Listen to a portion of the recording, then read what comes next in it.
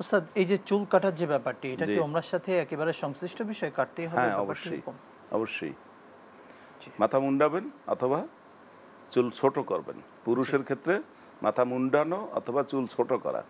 সেক্ষেত্রে মুন্ডানো অনেক ভালো। এটা উত্তম। রাসূলুল্লাহ সাল্লাল্লাহু আলাইহি সাল্লাম হজের সময়ে দোয়া করেছেন, আল্লাহুম্মা গফির লিল মুহাল্লিকিন।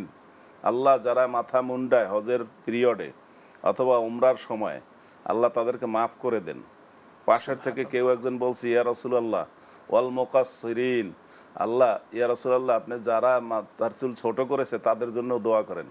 রাসূলুল্লাহ সাল্লাল্লাহু আলাইহি সাল্লাম আবার বলছেন, আল্লাহুম্মা গফির লিল মুহাল্লিকিন, আল্লাহ যারা মাথা মুন্ডায় তাদেরকে মাফ করে দেন। পাশে থেকে আবার বলা হয়েছে, ইয়া রাসূলুল্লাহ যারা চুল ছোট করছে তাদের জন্যও বলেন। রাসূলুল্লাহ সাল্লাল্লাহু আলাইহি ওয়াসাল্লাম আবার বলছেন, আল্লাহুম্মা গফির লিল মুহাল্লিকিন, আল্লাহ যারা চুল মুন্ডায় মাথা মুন্ডায় তাদেরকে মাফ করে দেন। চতুর্থবারে গিয়ে বলছেন অল মুকাসসিরিন। সুতরাং এখন আপনি বুঝতে পারেন যে নিঃসন্দেহে। চুল মুন্ডানো পুরুষের জন্য কতটা বেশি গুরুত্বপূর্ণ।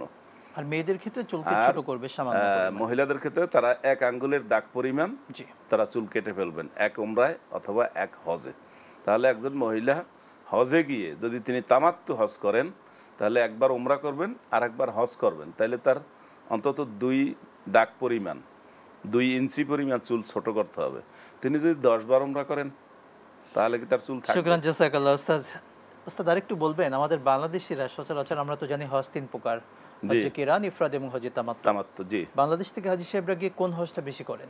আমাদের দেশের লোকেদের জন্য সুবিধার জন্য তারা তামাত্তু হজ করেন বেশি। জি, অবশ্য ইমাম আবু হানিফা রাদিয়াল্লাহু তাআলা আনহু তিনি কিরান হজ উত্তম বলে উত্তম বলেছেন। বলেছেন। আমাদের দেশের লোকেরা যেটা তামাত্তু হজ করেন সেটার পদ্ধতি হচ্ছে তারা এখান থেকে গিয়ে প্রথমে ওমরা করেন এবং ওমরা করে তারা ফ্রি হয়ে যান, অর্থাৎ ইহরাম মুক্ত হয়ে যান। তখন তাদের থাকা খাওয়া চলাফেরার ক্ষেত্রে তাদের ইহরাম পরে পোশাক পরে থাকতে হয় না এবং এই সময়ের মধ্যে নখ চুল কাটা নিষেধ, সেই বাধ্যবাধকতার মধ্যেও তাদেরকে থাকতে হয় না। এটা তাদের জন্য সুবিধাজনক। এজন্য আমাদের দেশের মানুষ বেশিরভাগ হানাফি মাযহাবের হওয়ার পরেও তারা হজের ক্ষেত্রে কিন্তু তামাত্তু হজ করেন। তামাত্তু।